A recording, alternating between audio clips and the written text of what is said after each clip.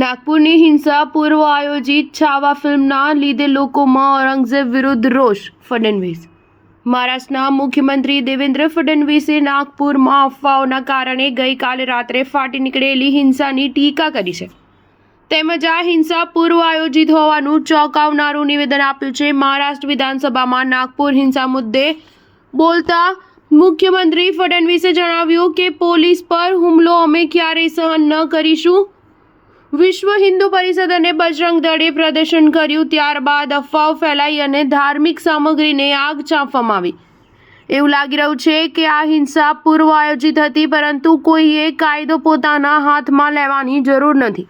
ફડણવીસે કહ્યું હતું કે છાવા ફિલ્મના લીધે લોકોમાં રોષ ભભૂકી રહ્યો છે, જેના લીધે લોકોમાં ઔરંગઝેબ વિરુદ્ધ રોષની લાગણી જોવા મળી છે.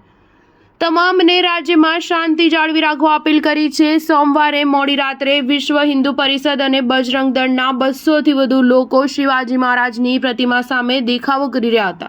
તેમણે ઔરંગઝેબની કબર દૂર કરવાની માંગ સાથે દેખાવ કર્યો હતો. જો કે અચાનક આ વિરોધ હિંસામાં પરિણ્યો અને આ વિરોધ પ્રદર્શન દરમિયાન ટોળાએ કથિત રીતે મુઘલ સમ્રાટનું પૂતળું બાળ્યું હતું.